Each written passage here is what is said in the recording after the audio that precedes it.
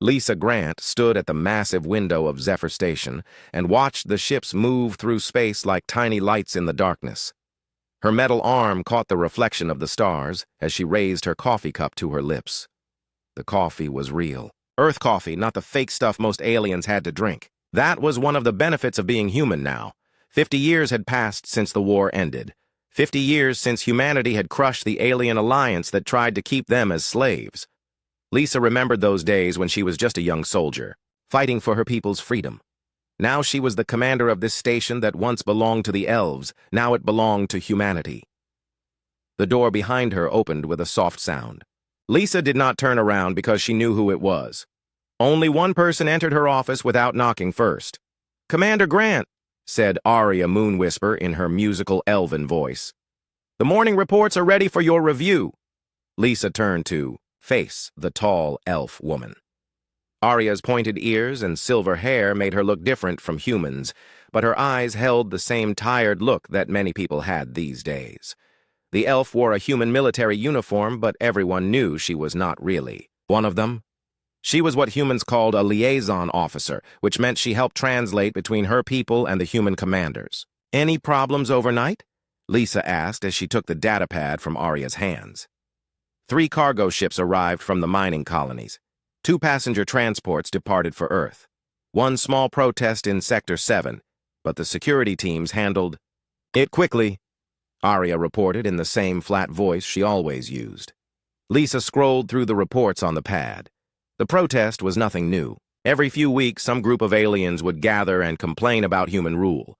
They would wave signs and shout about freedom until the security forces came to break them up. Lisa had seen hundreds of these protests over the years. They never amounted to anything serious. What were they protesting about this time? Lisa asked. The new mining quotas for the Outer Rim worlds. Some families are being relocated to make room for the extraction operations. Lisa nodded. The mining operations were important for human expansion. Earth needed resources, and the alien worlds had plenty to spare. If some aliens had to move to new homes, then that was a small price to pay for progress. The office door opened again, and Zixathera entered carrying a stack of supply reports. The reptilian alien was shorter than both Lisa and Arya, but her scales gleamed under the station lights. She had been the quartermaster for 3 years now, and did good work even though she rarely spoke unless asked direct questions. "Supply inventory complete, Commander," Zixathera said in her hissing voice. "All weapons are accounted for. Food stores, at 90% capacity. Fuel reserves adequate for 6 months of normal operations." "Good work," Lisa said, and took the reports from the alien's clawed hands. Zixathera bowed slightly and started to leave, but Lisa called her back. "Wait, I want to show our liaison officer something that might interest her." Lisa walked to her desk and opened a locked drawer. Inside was a small device that looked like a metal sphere covered in lights. She picked it up carefully and held it so both Arya and Zixathera could see it. "Do you know what this is?" Lisa asked. Arya's eyes went wide, and even Zixathera seemed to lean back slightly. "That is a planet cracker," Arya whispered. "Very good. This little device can split a world in half if activated properly. We developed these during the final year of the war. They helped convince your people and many others to surrender instead of fighting to the bitter end." Lisa placed the device back in the drawer and locked it again. The room was very quiet for several seconds. "Why are you showing us this, Commander?" Arya asked. "Because I want you both to understand something important. Humanity did not become the dominant power in this galaxy by accident. We earned our position, through strength and determination. The war taught us that the only way to keep peace is to make sure everyone remembers what happens to those who threaten that peace." Zixathera's scales seemed to change color slightly, and she looked down at the floor. Arya stood very still, but Lisa could see her hands shake just a little. "Of course, Commander. We understand," Arya said. "I hope you do. Now get back to your duties, both of you." After the 2 aliens left, Lisa returned to the window and looked out at the ships again. Each of those vessels carried human crews and human cargo to human colonies across the galaxy. 50 years ago, her people had been scattered across a few small worlds and treated like property by the alien alliance. Now humans controlled trade routes and mining operations and military bases from one end of known space to the other. The war had been brutal, but it had been necessary. Lisa touched her metal arm and remembered the battle where she had lost the original. She remembered watching human cities burn under alien weapons. She remembered friends who died fighting for their people's freedom. Some people said humans had gone too far after winning the war. Some said they had become as bad as the aliens who once oppressed them. Lisa did not agree with those people. The galaxy was full of dangerous species who would love to see humanity fall back into slavery or worse. The only way to prevent that was to stay strong and make sure everyone knew the price of challenging human authority. Lisa finished her coffee and sat down at her desk to review the reports. Another day was beginning on Zephyr Station, and she had work to do. Somewhere in the distance, she could hear the sound of ships launching and docking as the business of Empire continued. The galaxy whispered humanity's name in fear, and Lisa thought that was exactly how it should be. Maya Torres crouched behind the broken wall and listened to the sound of human patrol boots on the metal floor above her head. Her heart beat fast, but she kept her breathing quiet. Next to her, Lyrelai Starweaver held some kind of glowing device that made their hiding spot invisible to human scanners. "How many?" Maya whispered. 6 soldiers. Standard patrol pattern. They will pass in 30 seconds, Lyrelai replied in her soft elven voice. Maya nodded and checked her weapon. It was an old human rifle that she had carried during the war when she fought for Earth. Now she used it against her own species. The thought still made her feel sick sometimes, but she had seen too much to go back now. The boots moved away from their position, and Lyrelai's device stopped glowing. They were safe for the moment. "Vexira should be in position by now," Maya said. "Are you ready to move?" "The magic is holding. My shields will protect us for another hour before I need to rest." Maya looked at the elf woman and still felt amazed by what she could do. Lyrelai could bend light and energy in ways that human science could not explain. Her people called it magic, but Maya thought it was just technology that humans did not understand yet. Whatever it was, it had kept them alive for the past 6 months. They moved through the underground tunnels beneath Kandara Prime. This world had once been home to a proud alien civilization that built beautiful cities and grew amazing gardens. Now it was a human mining colony, and most of the aliens worked in the deep tunnels pulling metals and crystals from the planet's core. Maya's team had been watching the human command center for weeks. Tonight, they were going to break in and steal the files that would tell them which world humanity planned to attack next. The information would be sent to resistance groups across the galaxy to help them prepare for what was coming. They reached the access shaft that led up to the command center. Maya pulled out her communicator and pressed a button 3 times. Somewhere above them, Vexira would see the signal and know it was time to start her part of the plan. Vexira was unlike any creature Maya had ever seen. Her insect body could change colors to match whatever she was touching. Her 4 arms could move independently, and her compound eyes could see in directions that would make humans dizzy. Most importantly, she could walk on walls and ceilings, which made her perfect. For this kind of work, Maya and Lyrelai climbed the ladder to the surface level. They came out in a storage room filled with boxes of supplies. Lyrelai touched the wall and whispered something in the elven language. The air around them shimmered, and then they became invisible. "Remember," Lyrelai said, "do not make sudden movements, or the spell will break."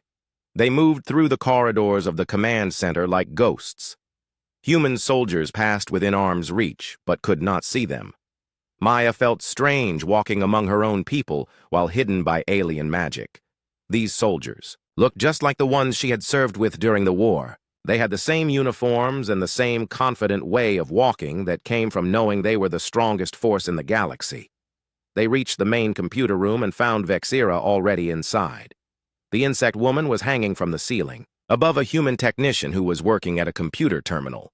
The technician could not see her because Vexira's skin had turned the same color as the metal ceiling. Maya tapped her communicator once. Vexira dropped silently behind the technician and touched him with one clawed finger. The human fell asleep immediately. Vexira's people had natural abilities that could affect other species' nervous systems. "How long will he sleep?" Maya asked, as she and Lyrelai became visible again. 2 hours. "Maybe 3, Vexira replied in her clicking voice. Maya sat at the computer and began searching through the files. Most of them were routine reports about mining quotas and ship schedules, but she found what she was looking for in a folder marked Project Dominion. The files made Maya feel cold inside. Humanity was not just planning to attack one world.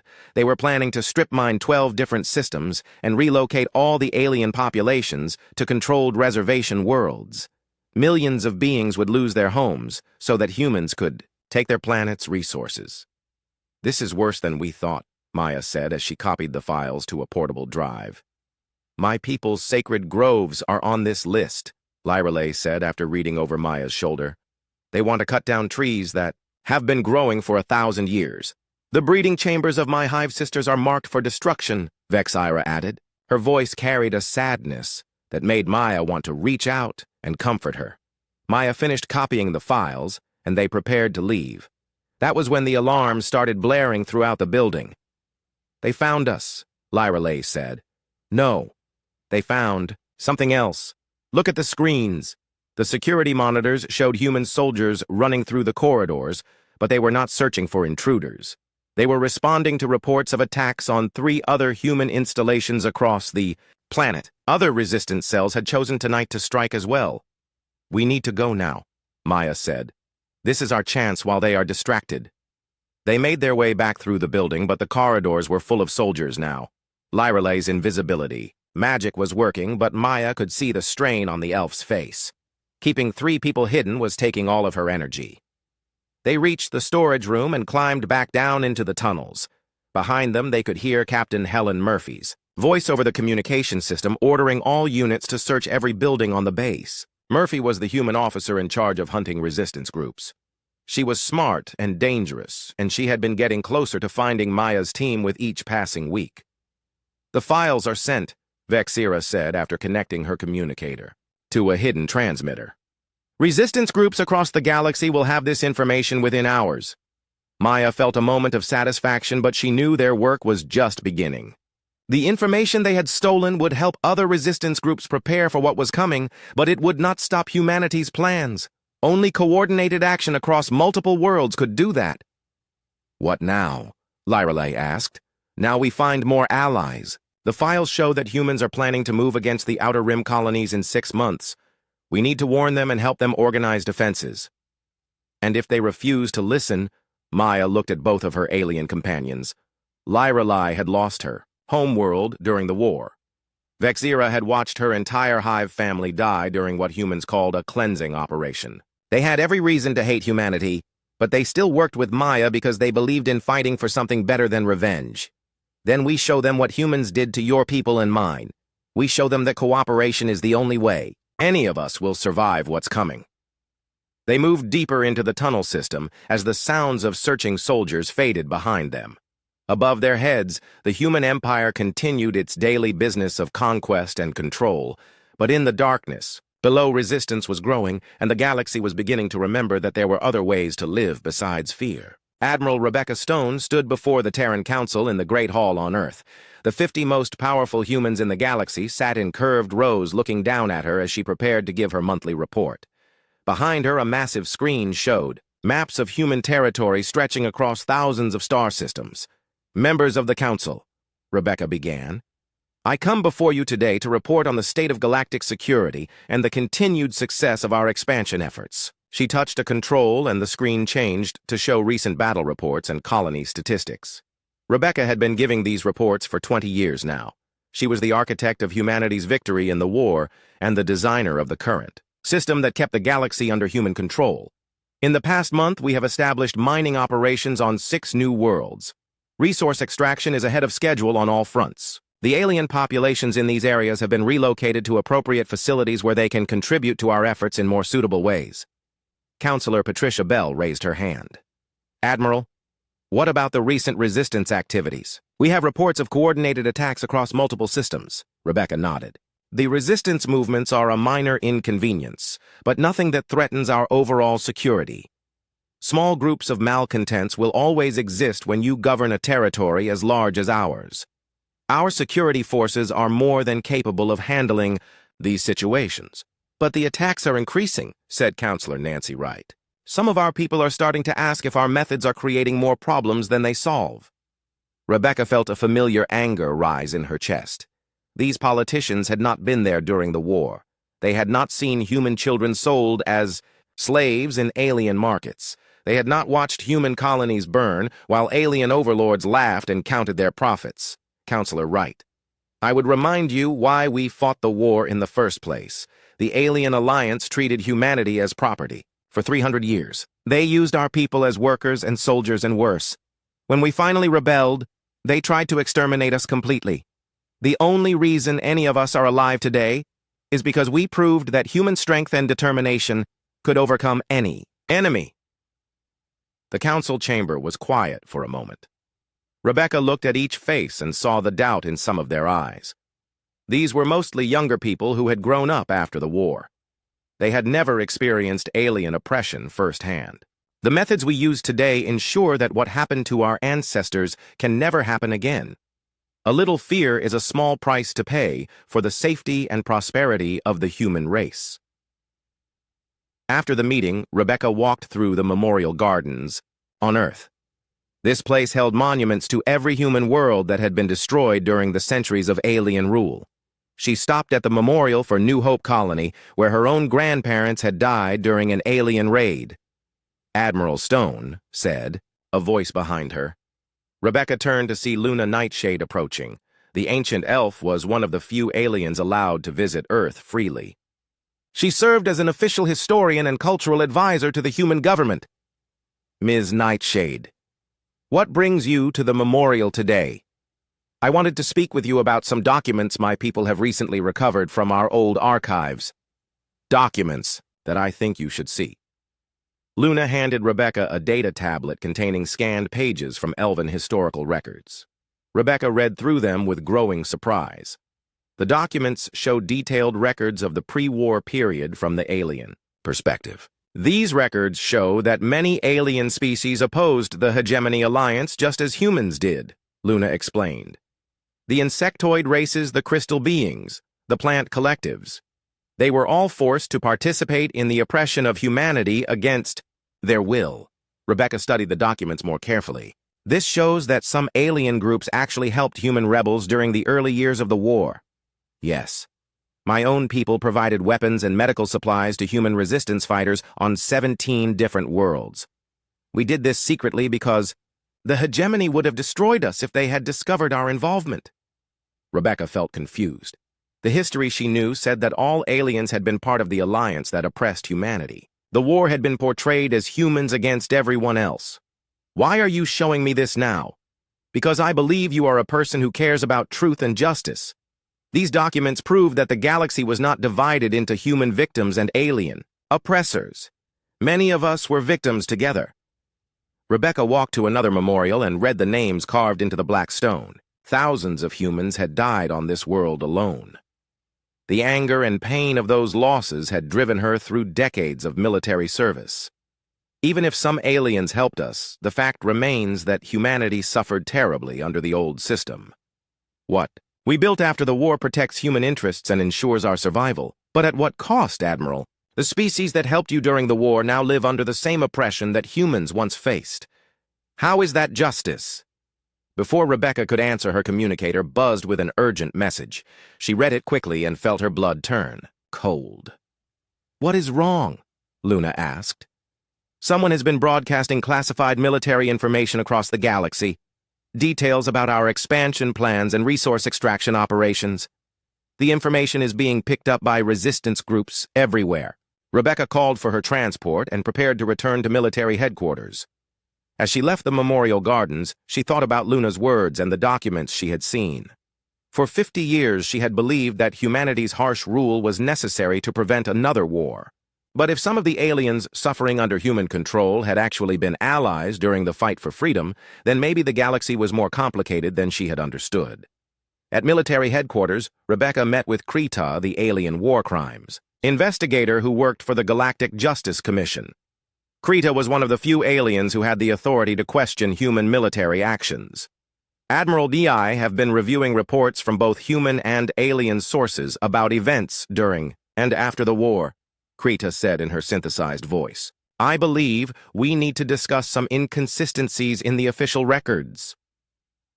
What kind of inconsistencies? Records that show human forces continuing to attack alien civilians even after those populations had surrendered. Records that show the destruction of non-military targets, including hospitals, schools, and cultural sites. Rebecca sat down heavily in her chair. War is ugly, Krita. Sometimes innocent people get hurt when you are fighting for survival.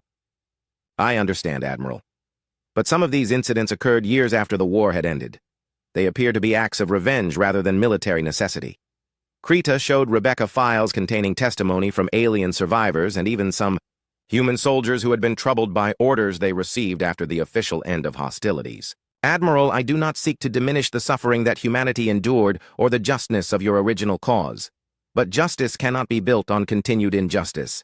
If humanity wishes to lead the galaxy, then it must do so through example, not through fear. Rebecca looked at the evidence spread across her desk.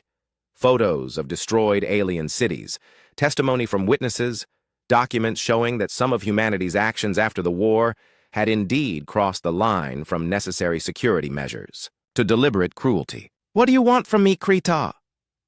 I want you to help me find the truth about what really happened during and after the war. All of it. The good and the bad from every side.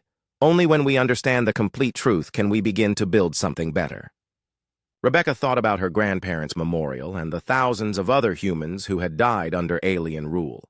She thought about Luna's documents showing that some aliens had been victims too.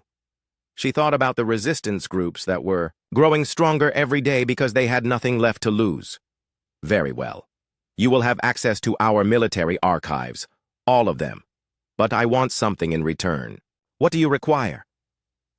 I want the alien resistance groups to know the truth about what happened to humanity before the war. I want them to understand why we fought and why we are so determined never to be victims again. That is fair, Admiral. The truth should be complete for everyone. As Rebecca authorized Krita's access to the classified files, she wondered what they would find and what it would mean for the galaxy's future. The war had been brutal, but now she was beginning to understand that the peace that followed might have been even worse. Colonel Amy Blackwood checked her weapon one final time before giving the signal to her strike team. They were positioned outside a warehouse on the edge of Kandara Prime, where intelligence reports said the resistance leadership was meeting.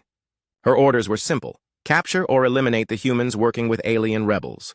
Team Alpha, move in 60 seconds, Amy whispered into her communicator. Remember, we want prisoners if possible, but do not risk your lives for traitors. Amy had been hunting Maya Torres and her resistance cell for 8 months now. Every time she got close, they slipped away using alien technology that her sensors could not detect. Tonight would be different. Tonight she had 20 soldiers and military-grade scanning equipment that could see through most alien tricks. The warehouse was dark and quiet, but Amy's heat scanners showed multiple figures moving inside. She counted at least 6 warm bodies, which matched the expected size of the resistance leadership group.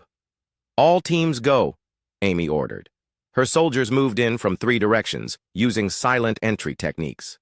Amy went through the main door with Team Alpha, while Teams Beta and Gamma secured the side entrances. Inside the warehouse, she found exactly what she expected to find. Maya Torres stood at a table covered with weapons and communication equipment. Next to her was the elf Lyralai Starweaver and the insect creature called Vexira. 3 other aliens that Amy did not recognize were also present. Freeze. Human security forces, Amy shouted as her soldiers surrounded the group. Maya raised her hands slowly, but Amy could see her eyes calculating distances and escape routes. The other resistance members also complied, but Amy noticed that the elf's hands were glowing with a faint light.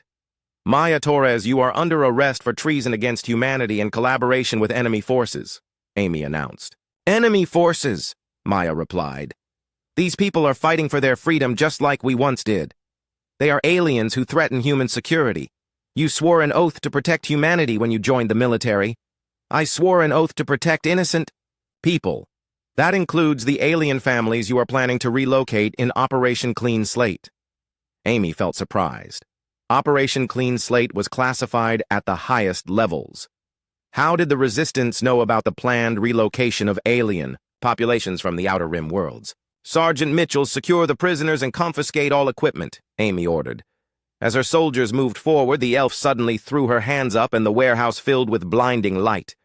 Amy heard the sound of energy weapons firing and her soldiers shouting commands. When her vision cleared, half of the resistance members were gone, including Maya Torres. "Report," Amy called out.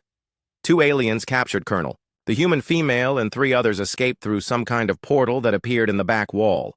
Amy looked at the 2 prisoners her soldiers had managed to capture. One was a young alien with blue skin and the other was elderly with gray, fur covering most of his body. Both looked terrified. "Where did the others go?" Amy demanded. "We do not know," the blue-skinned alien replied.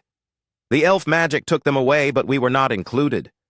Amy studied the abandoned equipment on the table. She found maps of human military installations and lists of alien populations marked for relocation. There were also communication devices that could reach resistance cells across the galaxy. "Colonel," called Sergeant Mitchell from across the warehouse.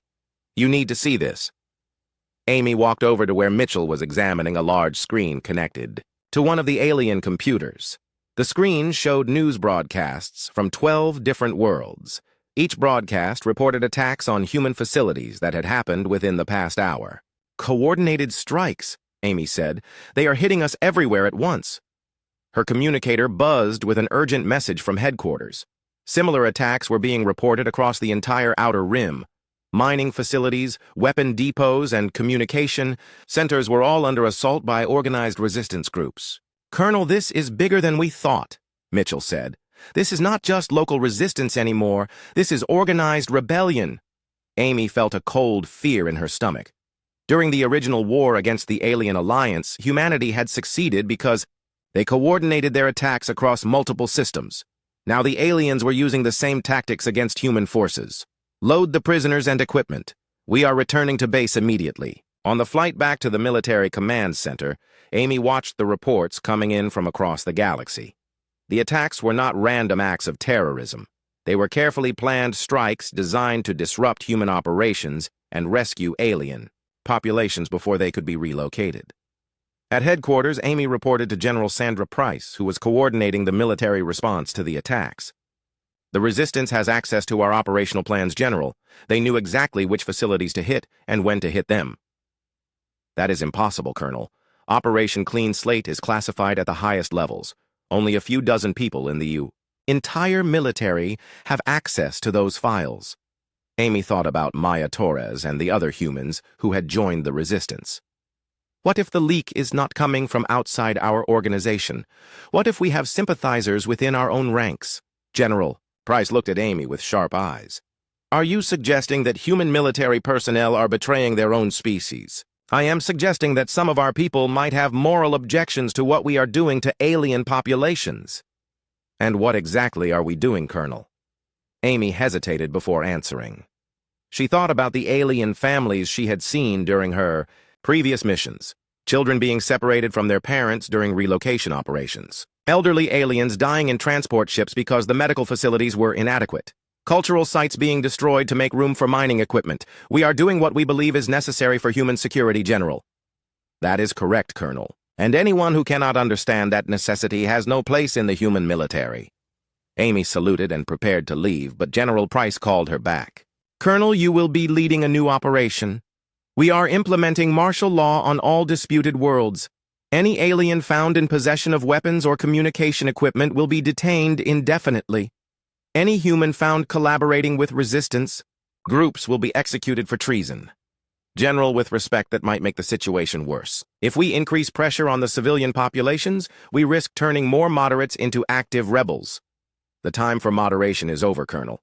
These attacks prove that the aliens cannot be trusted with even limited freedoms. From now on, security is our only priority." Amy returned to her quarters and sat on her bed looking at the photos on her wall. Pictures of her unit during the war when they fought for human freedom. Pictures of friends who had died fighting against alien oppression. Pictures of the medal ceremony where she received honors for her service to humanity. She pulled out her personal communicator and scrolled through the message history. Among the routine military communications, she found several messages from her younger sister back on Earth. Her sister worked as a teacher in a school that had both human and alien students. Her recent messages described how the alien children were becoming more frightened and withdrawn as news of the military operations spread. Amy thought about Maya Torres and her choice to work with alien rebels. She thought about the fear in the eyes of the prisoners she had captured. She thought about General Price's orders to implement martial law against civilian populations. For the first time in her military career, Amy Blackwood began to wonder if the humans she served were still the same people she had sworn to protect. Somewhere in the darkness outside her window, resistance groups were planning their next moves against human authority. And somewhere in her own heart, Amy was beginning to understand why they were fighting. Her communicator buzzed with new orders for tomorrow's operations. Amy read them and felt sick. She was being ordered to supervise the detention of alien families whose only crime was living in areas where resistance activity had been reported. Children would be separated from their parents. Elderly aliens would be moved to camps where conditions were harsh and medical care was limited.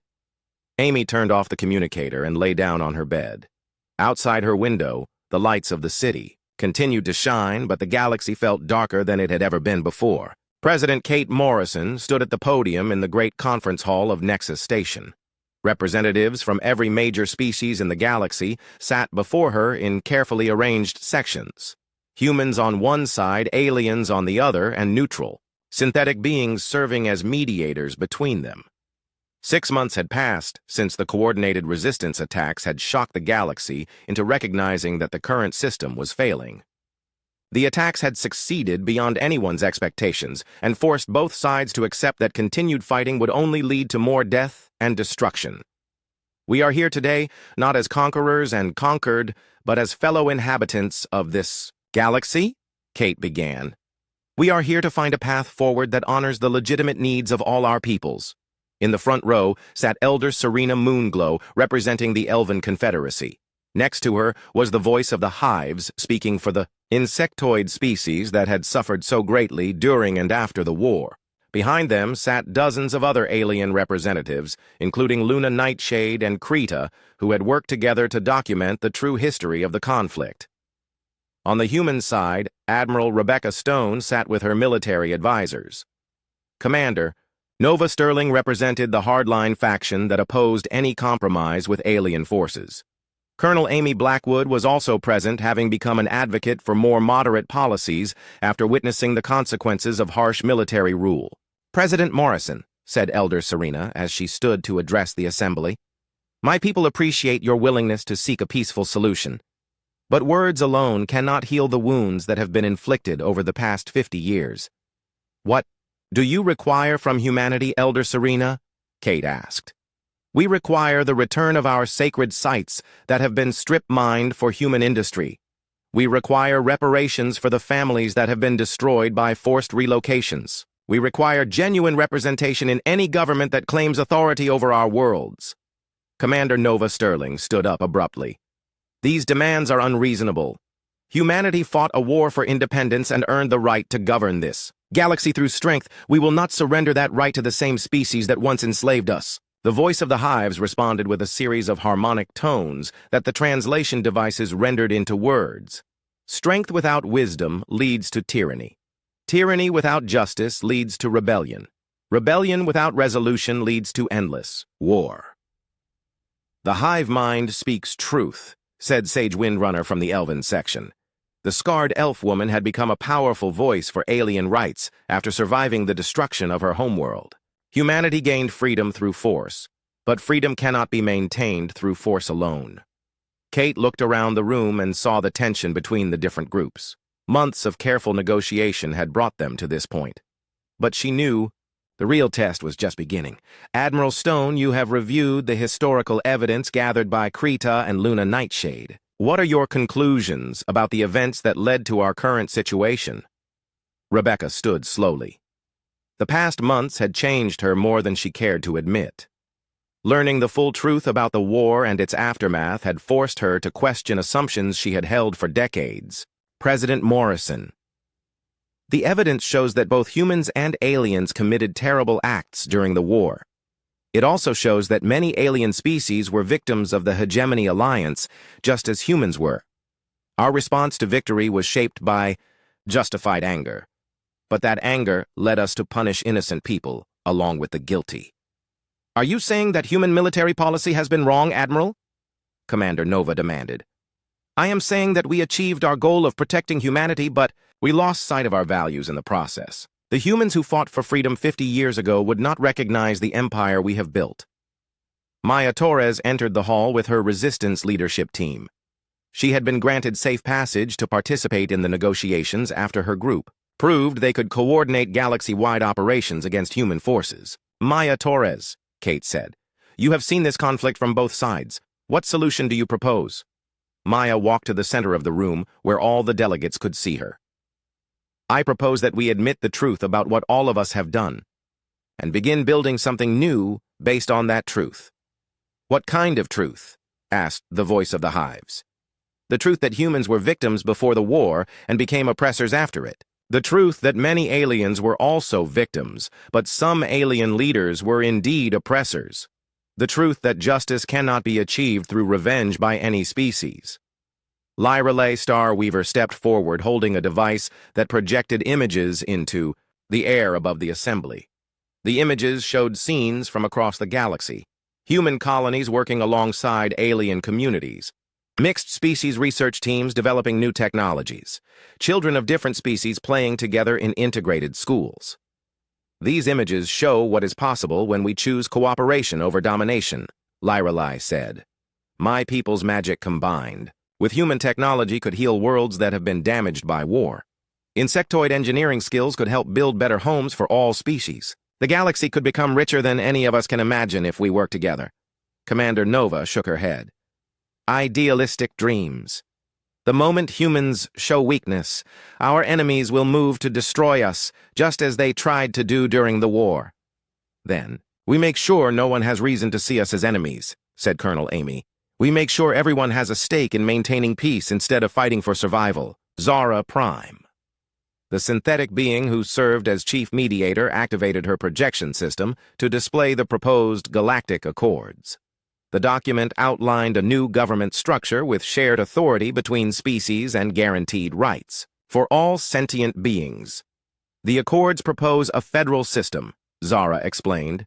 Humans would maintain authority over their traditional territories, but alien species would govern their own worlds. Trade and military policy would be determined by joint councils with representation based on population and economic contribution. What about reparations for war crimes? Asked Krita. The Accords establish a Truth and Reconciliation Commission, with authority to investigate crimes committed by all sides, Kate replied. Those found responsible for illegal acts would face justice regardless of their species. Resources would be provided to rebuild damaged communities and restore destroyed cultural sites. The debate continued for hours as delegates argued over details and raised objections to various proposals. Some humans worried about losing their security advantage. Some aliens demanded greater compensation for their losses. The synthetic mediators worked tirelessly to find compromises that all sides could accept. Finally, Elder Serena stood to address the assembly one last time. 50 years ago, this galaxy was torn apart by war and hatred. Today, we have a choice. We can continue the cycle of violence and oppression, or we can choose to build something better for our children. What guarantees do we have that these accords will be honored? Asked Admiral Rebecca. The same guarantee that any agreement has, replied Maya Torres. The commitment of honorable people to keep their word and the consequences that follow when that commitment is broken. The vote was close, but the Galactic Accords were approved by a majority of all species represented. Not everyone was satisfied with the terms, but most delegates recognized that compromise was better than continued conflict. As the assembly dispersed, Kate Morrison looked out at the representatives returning to their ships. Some would go home to celebrate a new beginning. Others would face opposition from hardliners who preferred the old ways. The real test would come in the months and years ahead as the galaxy tried to implement the promises made in this room.